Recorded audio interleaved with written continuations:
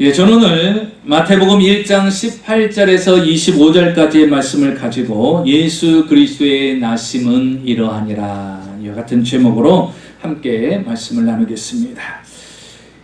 여러분은 크리스마스를 어떤 날로 생각합니까?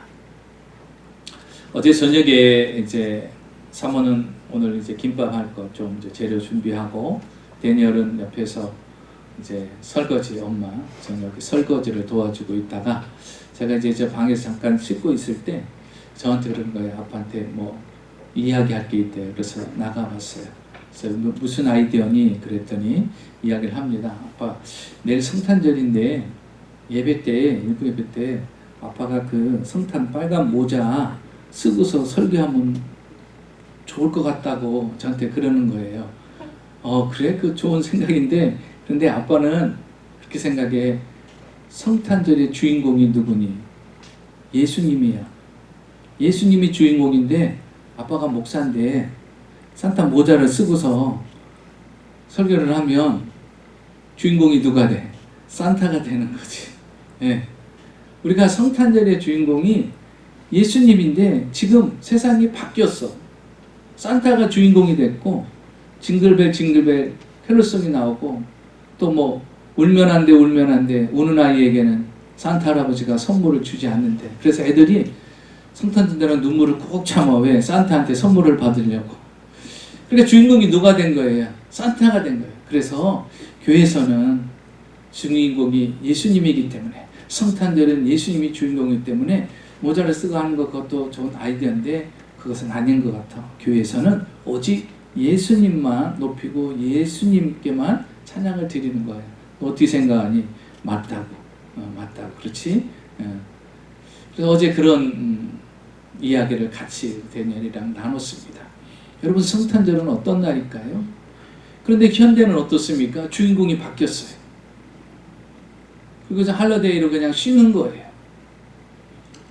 이 성탄절이 왜 생겼고 그 성탄절의 주인공이 누구고 그 성탄절의 주인공인 예수님이 이 땅에 왜 오셨는지 왜 사람의 몸을 가지고 이 땅에 오셔야만 됐는지를 알고서 그 성탄을 즐겨야 되는데 우리 그리스도인마저도 성탄절의 그 의미를 잊어버리고 의식 없이 살아갈 때가 있더라는 것입니다. 그래서 오늘 성경 본문은요 18절을 이렇게 시작합니다. 예수 그리스도의 나심이 이러하니라. 예수 그리스도께서 이렇게 이 땅에 오셨다라는 것이 예수님의 탄생에 대해서 기록을 하고 있어요.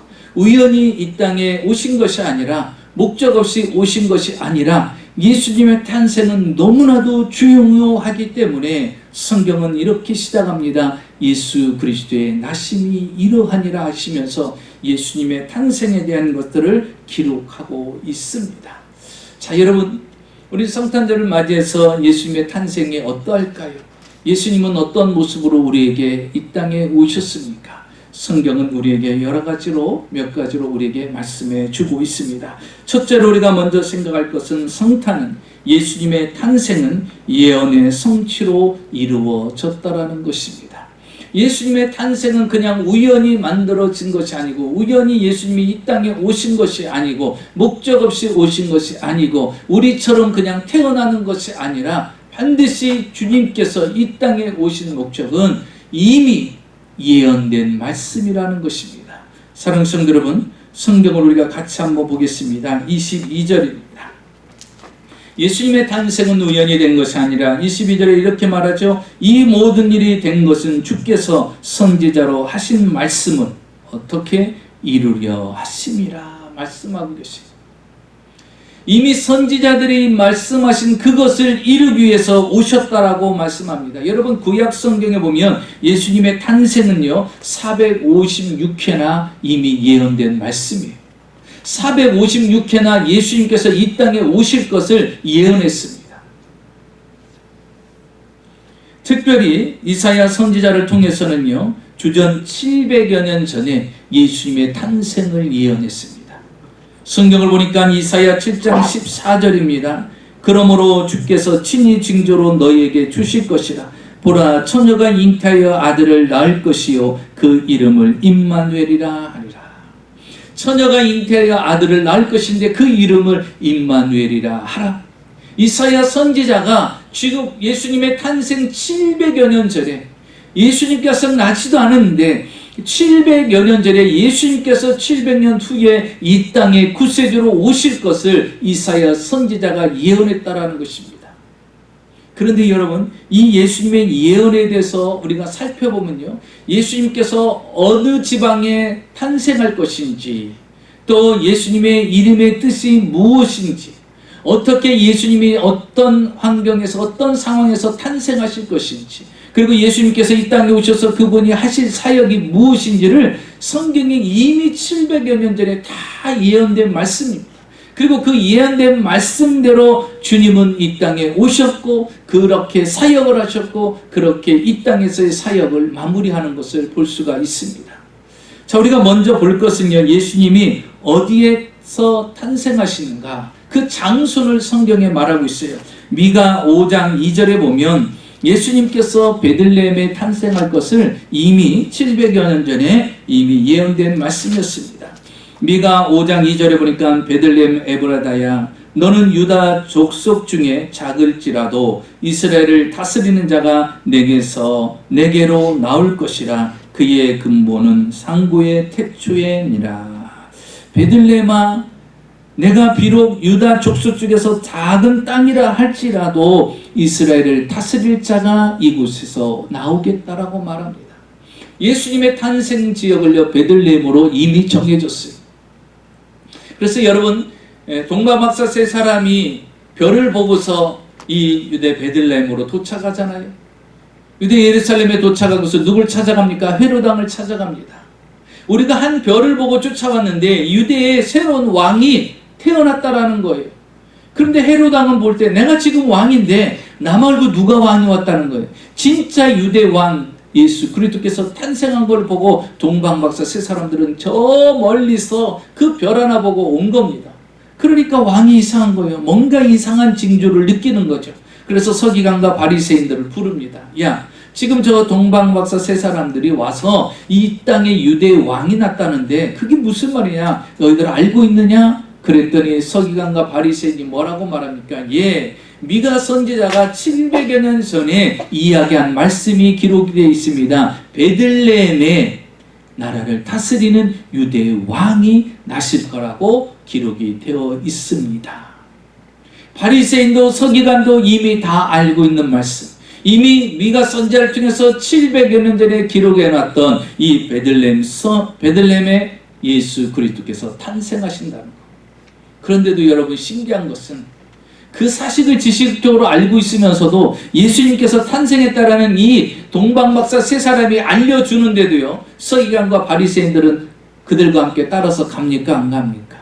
예수님이 탄생한 그곳에 와서 그들이 경배를 합니까? 안 합니까? 경배를 안 해요. 그냥 지식으로, 예언으로 그친 거예요. 설마 베들레헴에 그 700여 년 전에 예언된 말씀이 그대로 메시아로 그곳에 오려고 그들도 믿지 않았던 거예요. 그런데 여러분, 성경의 예언의 말씀은 700여 년 전에 말씀했던 그대로 예수님은 베들레헴에 탄생하셨어요. 그리고 예수님께서 어떠한 모습으로 이 땅에 탄생하시는지 동정녀 처녀로 탄생하게 될 것이라고 주님 말씀하시죠. 이 동정녀 처녀의 몸을 빌려서 탄생할 것을 이야기하는데 이사야 7장 14절에 이렇게 말합니다. 그러므로 주께서 친히 징조를 너희에게 주실 것이라. 보라, 처녀가 잉태하여 아들을 낳을 것이요 그 이름을 임마누엘이라 하라. 처녀의 몸을 빌려서 주님께서 성령으로 잉태될 것을 이미 말씀하셨어요. 예수님께서 이 땅에 오시는 모습을 그대로 700여 년 전에 말씀하셨어요. 그런데 여러분, 오늘 본문에 그 말씀이 기록되어 있지 않습니까? 마리아의 처녀라는 마리아의 몸을 빌려서 성령으로 예수 그리스도께서 잉태되었다는 사건, 그게 700여 년 전에 예언된 말씀이 지금 오늘 본문에 그대로 이루어지고 있다는 것입니다. 그뿐만 아니라 예수님의 이름에 대해서도 기록이 되어 있습니다. 이사야 9장 6절에 보니까 이는 한 아기가 우리에게 낳고 한 아들을 우리에게 주신 바 되었는데 그는 어깨는 정세를 메었고 그의 이름은 기모자라 무사라 전능하신 하나님이라 영존하시는 아버지라 평강의 왕이라 할 것이라. 한 아이가 우리의 날 것이라는 거예요. 그 육간에 날 것이고 그 사람이 누구냐? 바로 전능하신 하나님이요 영존하신 하나님이요 평강의 왕이라 할 것이다.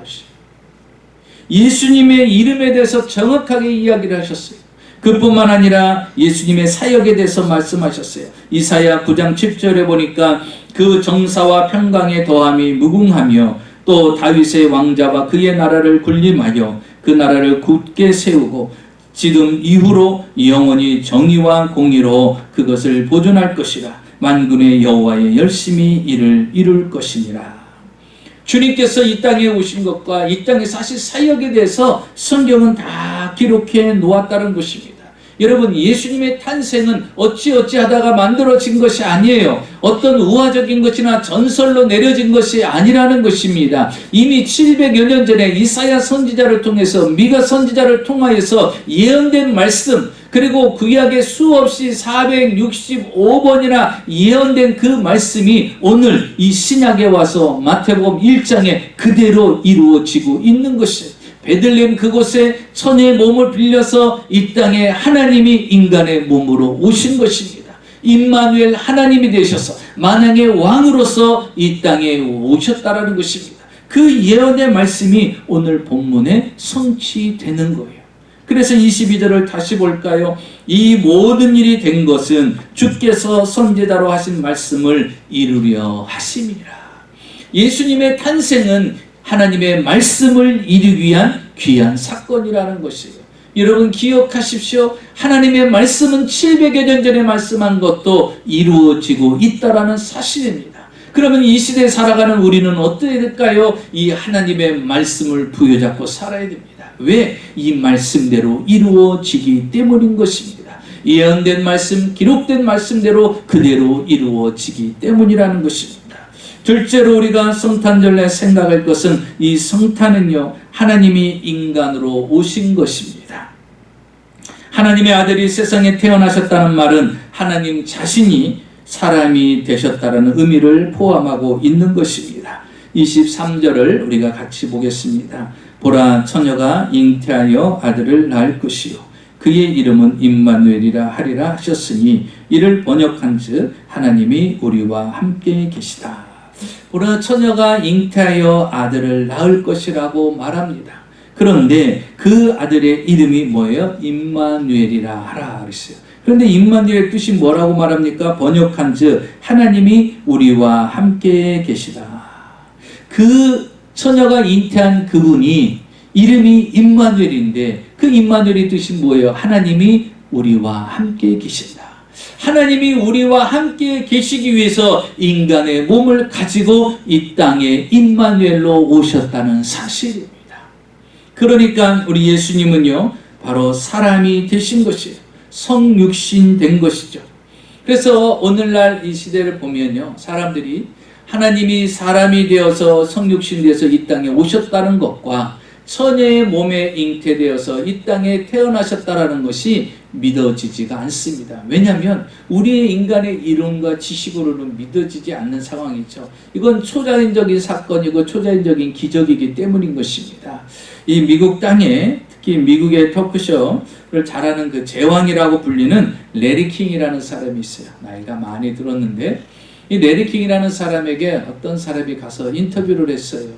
당신은 세계적인 사람을 다 모셔다가 인터뷰를 하지 않았습니까? 그런데 만약에 당신에게 이 세계 모든 사람들을 다 포함해서 단 한 사람만 가서 인터뷰를 하라고 하면 당신은 어떤 사람을 인터뷰하고 싶습니까? 그러니까 레리 킹이 이렇게 말합니다. 나는 예수 그리스도를 만나서 인터뷰를 하고 싶습니다. 그러니까 그 질문한 사람이 그럽니다. 그러면 예수님을 만나서 무엇을 질문하고 싶습니까? 그랬더니 자기가 한 가지 꼭 궁금한 게 있대요. 그게 무엇입니까? 그랬더니 예수님 정말 처녀의 몸에서 나셨습니까? 그걸 물어보고 싶다는 거예요. 그 말은 뭐예요? 자기도 안 믿어진다는 거예요. 네, 자기도 안 믿어진다는 거예요. 믿는 방법은 또 간단하죠. 죽어서 천국 가서 주님 만나면 그분한테 물어보면 됩니다. 근데 그분이 그렇게 얘기하는 거예요. 왜냐하면 그 예수님이 처녀의 몸에 잉태되어서 난다라는 게 인간의 생각으로는 자기가 지금 그 오랜 세월을 살아봤지만 그거 도저히 믿기지가 흔치가 않고 받아들이기가 어렵다는 것이죠. 그래서 예수님을 만나서 그것을 인터뷰를 하고 싶다라는 거예요.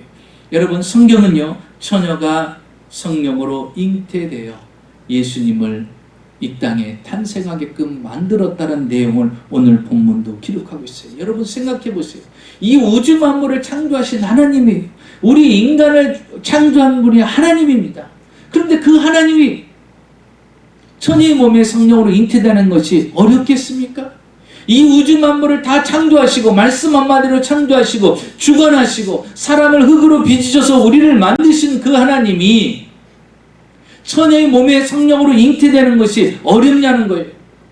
하나님 입장에서는요, 아무것도 아니고 인간의 입장에서는요, 신비요 기적이라는 것이죠. 그런데 하나님 입장에서는 아무것도 아니라는 거예요. 그렇다고 여러분, 하나님이 사람이 되셨다고 해서 하나님이 사람이 됐냐, 그런 뜻은 아닙니다. 성경을 잘 보면 하나님이 사람 되었다라는 것이 아니라 육신을 입었다, 이렇게 말씀하고 있어요. 다시 말하면요, 하나님이 신분을 버리고 사람이 된 것이 아니라 하나님의 본질은 그대로 유지한 채 사람이 되셨다라는 것입니다. 그러니까 사람으로 이 땅에 오셨다고 해서 그분이 신적인 본질이 사라졌느냐, 그게 아니에요. 그래서 예수님은요, 완전하신 하나님이고 완전하신 사람으로 이 땅에 오셨다라는 거예요. 그러니까 100% 하나님이시고 100% 사람이라는 거예요. 자, 우리는 예수님의 사역을 통해서 알 수가 있죠.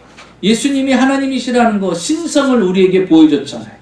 신의 성품을 우리에게 보여줬어요. 그게 뭡니까? 주님께서 바다 위를 걸어오신다든지 아니면 그 파도를 잔잔하게 만드신다든지 보리떡 5개와 물고기 2마리를 가지고 2만 명 먹이고도 12바구니를 남기는 그 기적 같은 사건을 만드시고, 또 죽었던 청년을 다시 살리시고, 또 회당장 야이로의 딸, 죽었던 딸을 또 살리시고, 죽어서 이미 장례를 치른 나사로도 주님은 살리셨어요. 그뿐만 아니죠. 소경의 눈을 뜨게 만드시고 안진뱅이를 일으켜 세우고 문둥병자를 치료해 주시고 불치의 병들을 수없이 고치셨어요. 여러분, 사람이 할 수 있는 일입니까? 죽은 자를 살릴 수 있어요? 이미 생명이 떠나는 사람을 생명에 다시 오게 만들 수 있어요? 어쩌다가 어떻게 한 명은 할 수 있겠죠? 한 명도 할 수 없지요. 그런데 3명이나 예수님의 생애 가운데 다 기록할 수 없지만 성경에 기록된 건 3사람을 살렸던 사건이 있지 않습니까? 소경의 눈을 뜨게 하고요. 여러분, 그러면 병원이 필요 없죠.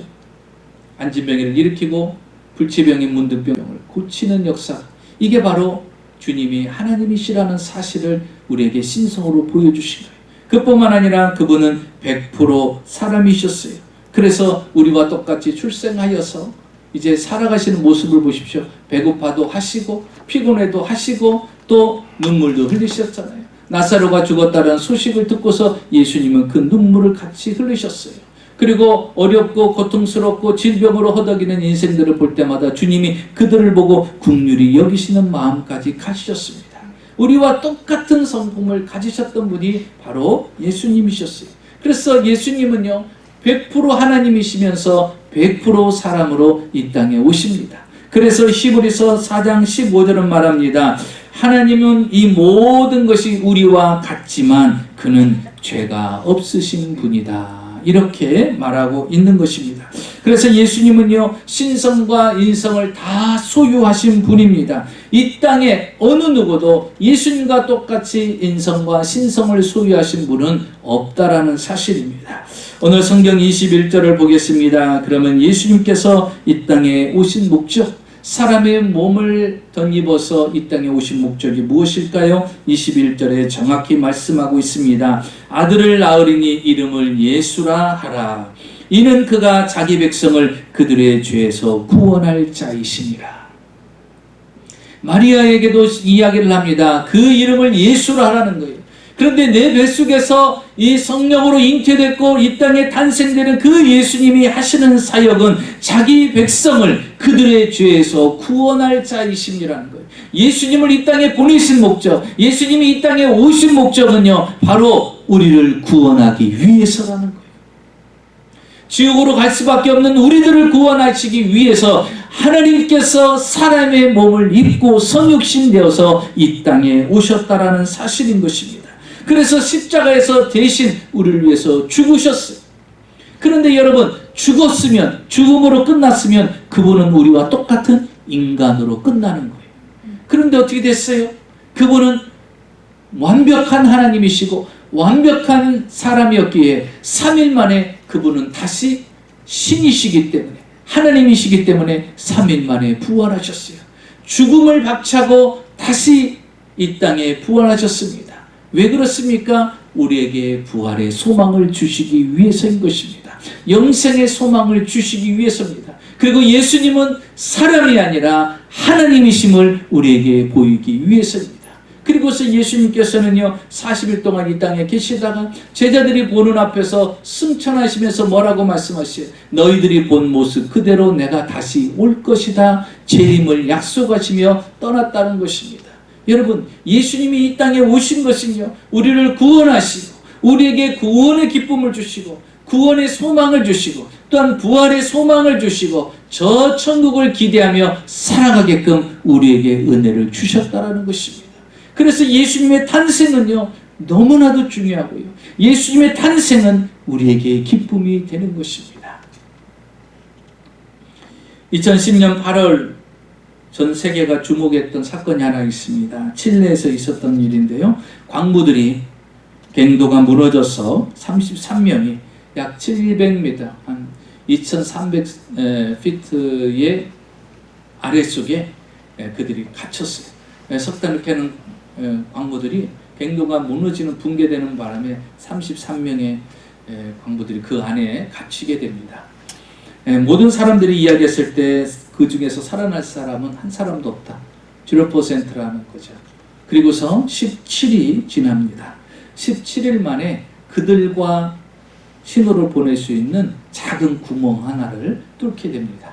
그리고 그들과 연결이 돼서 33명 전원이 다 건강하게 그 700m 아래, 2200m 아래 그들이 다 있다라는 것을 확인을 합니다. 그래서 이제 모든 사람들이 기쁨으로 이제 기도하면서 그 사람들을 구출해내기로 이제 계획을 세웁니다. 그런데 문제는요, 구출하려고 하니까 그 산이 다 암석인 거예요. 큰 바위인 거예요.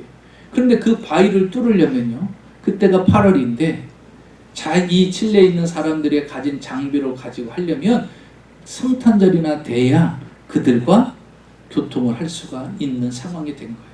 그러니까 사실은요, 6개월 정도 되죠. 뭐 5, 6개월. 그러면 그 안에 사람들은 어떻게 되겠어요? 굶어서 죽게 되겠죠.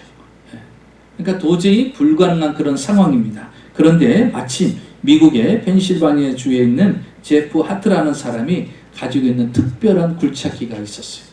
이 특별한 굴착기는요, 아프가니스탄 전쟁 때 사용하려고 특별히 만들어 놨던 거예요. 그런데 지금 이런 일이 터진 거예요. 그래서 그가 그것을 제공하겠다. 그래서 그 굴착기가요, 이제 칠레로 갑니다. 그리고 그 굴착기로요, 큰 바위를 뚫기 시작합니다. 큰 바위를 구멍을 크게 내고 그 안에 캡슐을 집어넣습니다. 캡슐을 집어넣고 사람 한 사람이 그 캡슐 안에 들어오면 마치 엘리베이터처럼요, 쫙 올라오고 그 캡슐이 또 아래로 지하 갱도로 내려가면 한 사람이 타면 또 한 사람을 딱 올라오게끔. 그래서 그 캡슐까지 다 구멍을 내고 캡슐까지 작업을 마치고서 그 아래로 내려보냅니다. 그리고 첫 번째 사람이 올라오기를 기대하고 있어요. 그 첫 번째 사람이 정말 올라옵니다.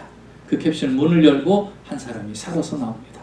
모든 사람들이 기쁨과 박수로 환호합니다. 그리고 아직 남아있는 32명의 사람들이 다들 건강하다는 소식을 듣게 됩니다. 그리고서 한 사람씩 꺼내서 결국은 33명이 아무 문제 없이 건강한 모습으로 그들이 다 그 갱도에서 탈출을 하게 됩니다. 자, 그때 이제 많은 화제거리가 있었어요. 그 중에서 그들을 통제했던 작업 반정에 대한 일화도 있고요. 또 그들이 17일 동안 그 안에서 있으려니까 얼마나 힘들겠어요. 먹을 것 다 떨어지죠. 그러니까 이성을 잃은 거예요. 심지어 그냥 서로 잡아먹을 정도로 이성을 잃게 되는 상황이 된 거예요. 그때 한 사람이 등장을 합니다. 그 사람은 엘리게라는 사람인데 그가 이렇게 이야기했답니다. 여러분, 우리는 크리스찬 아닙니까? 우리는 하나님이 계시는데, 하나님이 이곳에 계시는데 왜 우리가 두려워합니까? 우리가 죽으면 천국이고 우리가 하나님을 바라보는데 우리 두려워하지 맙시다. 우리 하나님이 구원해 주실 것을 믿고 우리 찬송하고 기도합시다. 그래서 그 안에서요, 갑자기 이제 분노와 서로 이성을 잃었던 그것이 추스러지면서 찬송을 부르기 시작합니다. 기도하기를 시작합니다. 그러면서 어떤 일이 있었느냐, 그들이 기도하고 예배 드리는 순간 17일 날 딱 되던 날 바로 하늘에서 빛이 비춰진 거예요. 그래서 연결이 되게 된 거예요. 자 봐라, 하나님께서 우리에게 빛을 제공해 주지 않느냐, 우리 더 기도합시다. 더 하나님을 의지합시다. 그리고서 열심히 그 안에서 예배를 드렸대요. 그곳이 교회가 되었다라는 거예요. 갱도로 고통당하고 힘들고 절망한 것이 아니라 오히려 그들이 더 하나님을 의지하는 계기가 됐답니다. 그리고서 33명이 다 이제 지상에 올라왔을 때 그때 최고 나이가 어렸던 지미 산체스라는 그 사람이 있었어요. 19살인데요. 그에게 한 사람이 인터뷰를 했답니다. 그 안에서는 너무나 힘들었죠. 너무 고통스러웠죠. 그랬더니 산체스가 하는 말이, 아니요, 우리는 33명이 아니라 우리는 34명이 함께 했습니다. 그러니까 기자가 좀 엉뚱하다 생각했죠. 아니, 오래 있어서 좀 이상해졌나? 분명히 33명인데 어떻게 34명이냐고. 그럼 도대체 그 한 명은 누굽니까? 그랬더니 산체스가 하는 말이요, 33명은 우리 광부들이고 한 분은 예수 그리스도입니다. 그분이 우리와 함께 하셨습니다. 그래서 우리는 견딜 수 있었고 그분이 우리를 이렇게 꺼내게끔 길을 열어주셨습니다. 사랑하는 성도 여러분, 우리 예수님은요, 하나님이시며 인간으로 이 땅에 오셨습니다. 그렇기 때문에 그분은 못하실 것이 없으신 분이에요. 그래서 여러분, 우리는 그 주님을 의지함으로 이 땅에 담대하게 살아가는 것입니다. 마지막 셋째로 보니까요, 성탄은요, 처녀가 성령으로 잉태되어 이루어진 일이라는 것입니다. 성경에 보면요, 아이를 낳을 수 없는 사람들이 아이를 낳았던 일들이 많지요. 창세기 18장에 보면 아브라함과 사라가요, 100세에 90세에 아들 이삭을 낳습니다. 그런데 아브라함도 사라도요, 노쇠해졌어요. 그리고 이미 이 사라는요, 생리가 끊긴 상태예요. 신체적으로 아이를 가질 수 있는 몸이 아니에요. 의학적으로도 가질 수 있는 몸이 아닙니다. 그러니까요, 하나님께서 와서 너희가 분명히 너희 100세, 너 90세에 이삭이라는 아들, 그것도 정확하게 아들을 낳을 것이고 그 이름을 이삭이라고까지 하면서 정해주기까지 하시면서 주님이 말씀하셨어요. 그런데 그 뒤에 장막에 있던 사라는 어떻게 했죠? 웃었어요. 아니, 저분들 무슨 얘기하는 거야? 아니, 내 남편이 100살이고 내가 90인데 아이를 가져? 흉측해. 말도 안 돼. 무슨 방법으로? 내 남편 내가 알고 내가 내 몸 아는데 말도 안 돼.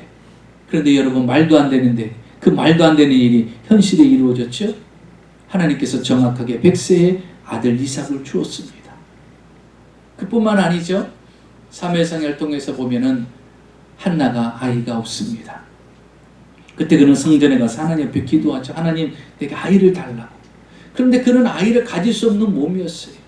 그런데 얼마나 하나님 앞에 간절히 구했는지 그가 어떻게 됐어요? 사무엘이라는 아들을 하나님께서 선물로 주셨어요. 성경 신약으로 와보시기 바랍니다. 신약에 보면요, 사가랴와 엘리사벳이라는 두 사람이 있어요. 이 사람들은 나이가 먹어갖고요, 이제 더 이상 아이를 가질 수 없어요. 신체적으로도 아이를 가질 수 없는 상황입니다. 그런데 이 두 사람들이요, 기도했어요. 기도했는데 무엇을 기도했을까요? 아이를 달라고 기도했어요. 그런데 주의 천사가 와서 너에게 아들을 줄 것이다 그랬어요. 그러니까 여러분, 재밌는 것은요, 기도해놓고 응답이 오면요, 본인들이 안 믿어. 기적은 그게 기적이에요. 왜? 자기가 기도하고 자기가 응답 떨어지는데 안 믿는 게 그게 기적이죠. 이 사가랴와 엘리사벳은요, 아이를 달라고 기도했어요. 그랬더니 하나님께서 그래요, 너에게 아들을 줄 것이다. 그 아들의 이름을 세례 요한이라 하라 그랬어요. 그래서 세례 요한이라는 아들을 그에게 선물 줬어요. 그랬더니 사가랴가 뭐라고 말할까? 아이고, 지금 우리 나이가 몇 살인데 아이를 줍니까? 그러니까 주님이 뭐라고 말씀하셨어요? 너 아이 낳을 때까지, 아이가 이 땅에 태어날 때까지 너는 벙어리가 될 것이다 그랬어요. 아이가 딱 10개월째 아이가 딱 났어요. 여러분 얼마나 기쁘겠어요. 근데 하나님이 어떻게 만들었어요? 벙어리를 만들어 놨잖아요. 그 좋은 소식을 알려야 되는데 너는 안 돼. 네 축복을 누릴 자격이 안 되고 입을 딱 봉해 놓으니까요 어떻게 해요? 벙어리 되고 진짜 여러분 벙어리 낸 가슴이 뭔 줄 알죠? 성경에 나와 있잖아. 입 다물고 말도 못하는 거야. 내가 이 나이에 아들 세례 요한을 낳다니 사례 요한을 낳다니 막 이야기를 해야 되는데 하질 못하는 거예요. 왜? 의심해서. 그리고 아이가 탄생한 후에 그때서나 이제 입을 열어서 소식을 전하게 됩니다. 여러분 성경에 보면 이렇게 인간적인 관점에 볼 때는 불가능한 사람들을요 하나님이 아이를 선물로 주신 걸 볼 수가 있어요. 신체적으로나 의학적으로는 아이를 낳을 수 없는 몸인데 그 은혜를 주셨어요. 그런데 오늘 성경에 보니까 이렇게 말합니다. 18절을 볼까요? 예수 그리스도의 나심은 이러하니라. 그의 어머니 마리아가 요셉과 정혼하고 동거하기 전에 성령으로 잉태된 것이 나타났더니 20절에 보니까 이 일을 생각할 때 주의 사자가 현명하여 이르되 다윗 자손 요셉아 내 아내 마리아 데려오기를 무서워하지 말라. 그에게 잉태된 자는 성령으로 된 것이다. 어떻게 처녀가 남자 없이 잉태할 수 있습니까? 말이 안 되는 거죠. 생리학적으로 말이 안 되는 거예요. 처녀가 남자의 도움 없이 어떻게 아이를 가질 수가 있겠어요? 없습니다. 그러면 어떻게 처녀가 잉태할 수 있을까요? 누가복음 1장 35절에 그 말을 답해주고 있어요. 누가복음 1장 35절에 이렇게 말합니다. 천사가 대답하여 이르되 성령이 내게 임하시고, 이 마리아에게 성령이 임합니다. 그리고 지극히 높으신 이의 능력이 너를 덮을 것이다 그랬어요. 성령이 너에게 임할 것이고 지극히 높으신 하나님의 능력이 너를 덮을 것이다. 이름으로 나실 바 거룩한 이는 하나님의 아들이라 일컬음을 받을 것이다. 처녀의 몸으로 남자의 도움 없이 아이를 가질 수가 없는데 이제 성령이 너에게 임할 것이고 그의 능력이 너에게 입혀져서 내가 성령으로 잉태를 하게 될 것이다. 그분은 누구냐? 하나님의 아들이라 일컬음을 받을 것이라고 정확하게 성경은 기록해 놨습니다. 다시 말하면 사람의 능력이 아닌 성령의 역사로 그가 잉태되었다라는 것입니다. 여러분 창조주 하나님이 못하실 일이 무엇이 있겠습니까? 그러면 왜 예수님이 성령으로 잉태되어야만 했습니까? 왜 남자의 도움을 받아서 그냥 이 땅에 오시면 될 텐데 왜 성령으로 굳이 성령이 임하여서 그 능력을 덧입어서 처녀의 몸에 잉태돼서 이 땅에 오셔야 됐는가? 이유는 간단합니다. 그분이 죄가 없으셔야 되기 때문인 것입니다. 인류의 모든 죄를 용서하려면 그분이 죄인이 되어서는 안 돼요. 그래서 죄가 없으셔야만이 우리를 구원해 줄 수 있는 자격이 됩니다. 그런데 여러분 이 세상에 많은 수많은 인간들이 뭐라고 말합니까? 내가 너희의 죄를 사하노라 그럽니다. 여러분 그들은요 남자의 도움을 받아서 태어난 존재들입니다. 그러면 여러분 다시 말하면 뭐예요? 아담과 하와가 지은 원죄를 다 가지고 이 땅에 태어난 존재들입니다. 그렇기 때문에 이 땅의 사람들은요 의인이 없어요. 그래서 예수님께서 굳이 성령으로 잉태되신 이유가 무엇이냐? 그분은 죄가 없으셔야 십자가 위에서 우리 죄를 다 대속하실 수가 있기 때문인 것입니다. 죄가 없으셔야만이 우리를 구원할 능력이 되신다는 거예요. 그래서 성령으로 잉태되어서 이 땅에 오셨다라는 것입니다. 그러면 왜 또 처녀의 몸에 잉태된 것일까? 여러분 유부녀에게 잉태되었다면 아무도 그를 하나님의 아들이라 인정하지 않을 것이라는 것이죠. 그렇기 때문에 남자의 도움 없이 처녀의 몸에 성령으로 잉태돼서 이 땅에 오셨다라는 것입니다. 그런데 여러분 이것도 신비지만 사실은 또 하나의 신비는 뭐냐면 이 일을 누구를 사용하셨습니까? 마리아와 요셉이라는 사람이 오늘 본문에 등장하는데 그 많고 많은 사람들 중에서 왜 마리아와 요셉을 사용했을까? 주님께서는 이제 700여 년 전에 이미 계획을 세우셨어요. 그런데 이 처녀의 몸을 빌어서 성령으로 이제 예수님이 하나님이 되어서 이 땅에 육신의 몸을 가지고 태어나셔야 되는데 누구의 처녀의 몸을 빌릴 것인가 볼 때 마리아를 선택한 거예요. 나사렛에 살고 있는 마리아를 선택한 것입니다. 그리고 그 마리아에게 이야기를 합니다. 내가 머지않아 성령으로 잉태되게 될 것이다. 근데 내가 남자도 만나지 않고 남자의 경험도 없는데 어떻게 내가 남자와 동침하지도 않는데 어떻게 아이를 가질 수가 있겠습니까? 너는 성령을 덧입어서 아이를 갖게 될 것이다 라는 거예요. 그런데 여러분, 이때 당시는요, 처녀가 임신하면 어떻게 되죠? 여러분, 우리 성경에 보면 현장에서 가늠하다 붙잡힌 여인은 어떻게 되죠? 돌에 맞아 죽을 뻔했죠? 이때 당시의 율법에는요, 처녀가 임신하게 되면 어떻게 돌에 맞아 죽게 되는 거예요. 그것이 발각이 되면요, 이 마리아는 죽게 되는 거예요. 그런데 나 성령으로 잉태된 사람이야. 그러면요, 미쳤다고 돌에 맞아 죽지, 그거는. 그죠? 그러니까 이렇게도 못하고 저렇게도 못하는 상황인 거예요. 그런데 천사가 와서 그에게 이야기하는 거예요. 내가 잉태된 것은 성령으로 말미암아 된 것이다. 이거 받아들이기 쉽지 않아요. 자신의 몸에 또 임신된 것을 느끼게 됩니다. 그런데 여러분, 마리아가 뭐라고 말하는가 볼까요? 누가복음 1장 38절에 마리아가 이르되 주의 여종이오니 말씀대로 내게 이루어지이다. 말씀대로 그대로 이루어지이다. 받을 준비가 되어 있는 거예요. 놀라는 것이 아니라, 기절하는 것이 아니라, 어찌 나에게 그런 일이 있을 수 있습니까? 아니라, 나는 주의 여종입니다. 그 거룩한 일을 내 몸을 빌려서 하신다는 거 저는 그대로 이루어질 줄 믿습니다. 성령으로 내가 잉태된 것을 내가 믿나이다. 그 말씀대로 이루어지기를 원하나이다. 하고요, 그 하나님의 거룩한 사역에 자신의 몸을 통참시킵니다. 잘못하면 자기가 돌에 맞아 죽을 수도 있는 상황이에요. 여러분, 몸이 변화가 일어나잖아요. 잉태되면 만삭이 되는 배가 나오게 되잖아요. 그리고 문제는 누구예요? 신랑된 이미 정혼한 요셉이 있잖아요. 그래서 성경에 보니까 오늘 본문에 요셉도요, 이미 아는 거예요. 왜? 처녀가 입덧하잖아요. 분명히 나와 동침한 적도 없는데 임신을 한 거예요. 입덧을 하는 거예요. 어떻게 해야 돼요? 만약에 사람들 앞에 마리아가 나와 동침하지 않았는데도 지금 입덧을 하고 임신을 한 것 같다라고 하면 사람들이 그를 돌로 쳐서 죽게 할 것이라는 것이죠. 그렇죠? 그러니까 성경에 뭐라고 말합니까? 요셉이 조용히 가만히 끊고자 하되, 뭐예요?